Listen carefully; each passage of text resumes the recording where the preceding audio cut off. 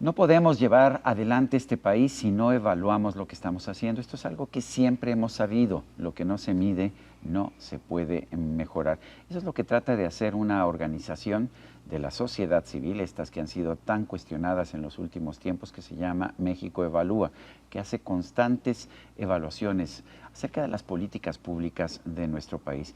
Y en este momento, después del primer, o si quiere usted, el tercer informe de gobierno del presidente Andrés Manuel López Obrador, me parece que es un buen momento para analizar las políticas públicas, y para mí es un privilegio siempre poder conversar con Edna Jaime. Ella es fundadora y directora general de México Evalúa. Edna, siempre es un gusto platicar contigo.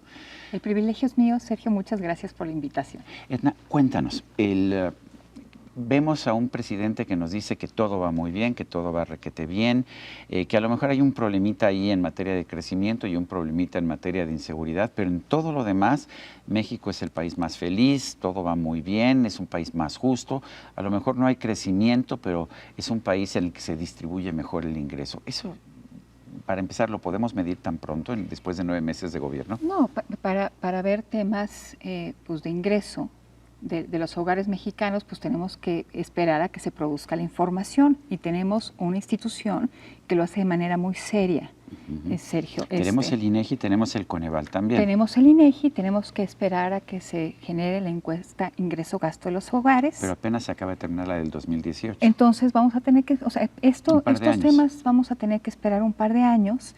Es muy importante decir que lo relevante que es tener un instituto de estadística que produce información confiable, que nos permite pues calibrar los resultados de las políticas públicas y contar con una institución que mide la pobreza desde hace tiempo.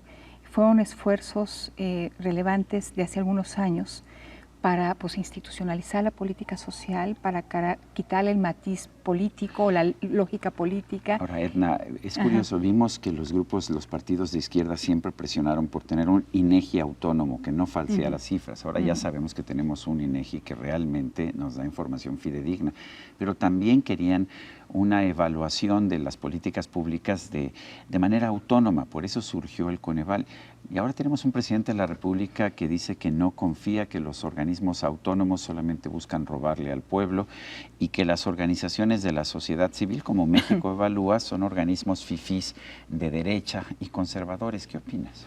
Mira, Sergio, yo creo que cualquier país que se precie de hacer buena política pública tiene que hacerla a partir de evidencia. Y tanto Coneval como INEGI nos generan esa evidencia.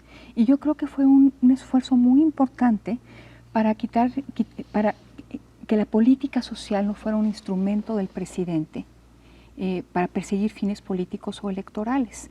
Hay que recordar que después de la administración del presidente Salinas, donde se generó el Pronasol y era una bolsa de dinero que tenía el presidente para gastarlo, un rasgo del hiperpresidencialismo en este país. Después vino pues, un consenso de que la política social tenía que divorciarse de la lógica política, y fue cuando empezamos a institucionalizar la política social. Mira qué paradójico, ¿no?, que el presidente López Obrador se parezca al presidente Salinas. Es una paradoja. En esta que quiere una bolsa de dinero para repartir, para fortalecer pues a la presidencia y un poquito debilitando, por lo menos en la narrativa, Sergio, en materia presupuestal, estos órganos con capacidades técnicas que nos hemos dado para asegurar que la política social y la política pública tiene sustento, genera valor para los grupos para los que va destinado. Edna, México Evalúa realiza evaluaciones de distintos aspectos de las políticas públicas y lo hace de forma constante. ¿Qué han encontrado en sus últimos estudios? Mira, pues que tenemos problemas importantes, Sergio. Debo decir que no son generados por este gobierno. Vienen de mucho tiempo atrás. Trabajamos en el tema de seguridad, estamos realmente alarmados de cómo crece la violencia en este país y de que no hemos encontrado los instrumentos y la estrategia para poder contener la violencia. ¿Es la Guardia Nacional la solución? Lo dijo el presidente en el informe. Yo no creo que la Guardia Nacional sea la solución, porque me pregunto, por el momento, los elementos de la Guardia Nacional desplegados son elementos del Ejército y la Marina. Yo me pregunto, ¿qué van a hacer distinto, Sergio? ¿Qué tareas les han encomendado distintas para poder esperar un resultado diferente? Yo creo que el despliegue estarán esperando que tenga un efecto disuasivo. Yo creo que no va a hacer mucha diferencia a lo que hemos tenido en los últimos años. Y tener a la Guardia Nacional como el único instrumento también me parece un error. Necesitamos una política criminal integral, necesitamos políticas de prevención, pero necesitamos fortalecer también nuestro sistema de justicia y nuestro sistema de reinserción social. Tenemos que generar un enfoque integral, pero también, Sergio, involucrar a otros órdenes de gobierno. El presidente no puede solo. Y en este afán centralizador yo creo que se está poniendo él mismo una trampa. El presidente dice que él se reúne todos los días de 6 a 7 de la mañana con su gabinete de seguridad y que eso es un ejemplo para toda la nación. Mira, yo creo, Sergio, que eso le funcionó cuando fue jefe de gobierno en la Ciudad de México. Es evidente que estos 9 meses de la administración, de esta nueva administración, nos tenemos resultados en materia de violencia. Yo quisiera que el presidente y su equipo estuvieran pensando en un plan B, porque el despliegue de la Guardia no es solución. Yo creo que la seguridad se construye desde lo local. Centralizar aún más la estrategia no me parece correcto. Debemos estar involucrando y fortaleciendo capacidades civiles desde lo local, involucrando actores diversos desde lo local, en un nuevo marco de gobernanza de la seguridad, donde tenemos que fortalecer pues, el federalismo.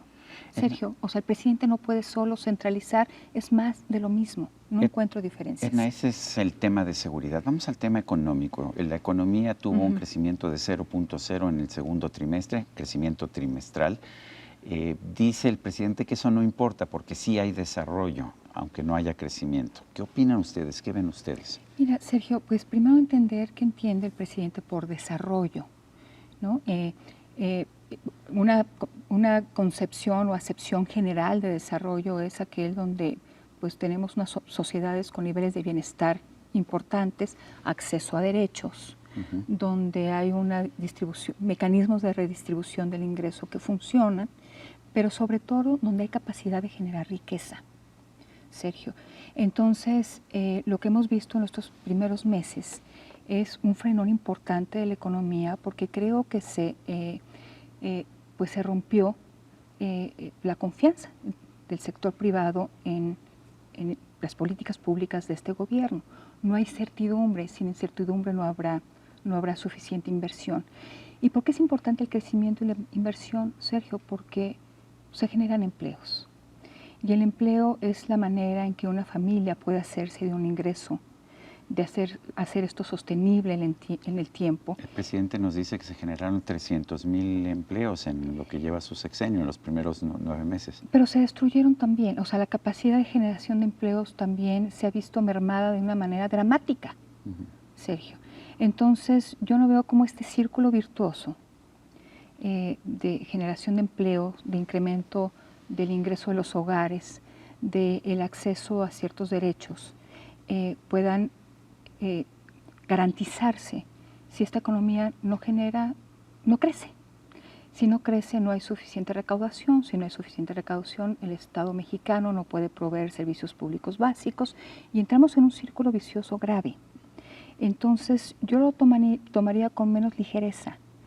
Yo, si tuviera en mis manos decisiones de política económica, estaría haciendo todo lo necesario para restaurar, para generar condiciones de certeza que atraigan inversión, que traigan talento al país, que se empiece a mover la rueda y empezar a generar este círculo virtuoso. Ahora, el presidente tiene contactos personales con los empresarios y, de hecho, enfatizó que había tenido esos contactos personales con el ingeniero Carlos Slim, que es el hombre más rico, el empresario más rico de México. ¿Qué opinas? ¿No es suficiente?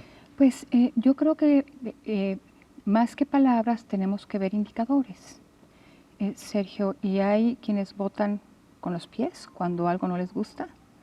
Y yo creo que muchos inversionistas en el país están votando con los pies, o sea, están muy cautelosos. Entonces, sí es muy importante que se restaure la confianza que el presidente pues entienda que toda economía necesita la participación de los empresarios, de la inversión privada, y esperemos que lo que hemos visto en los últimos días en el tema de los gasoductos, que parece que hay un viraje del presidente. Hubo por lo menos un acuerdo, ¿no? Hubo por lo menos un acuerdo. No estamos de acuerdo, mucha gente no está de acuerdo sobre si esto fue un ahorro real, ya traído a valor presente, pero tampoco tenemos la información que nos permita. Pero lo que sí sabemos es que hay un acuerdo. Entonces, y yo creo que parte del entendimiento de que pues sin la inversión privada, pues la economía no va a crecer, y yo creo que el proyecto del presidente se descuadra si no hay crecimiento.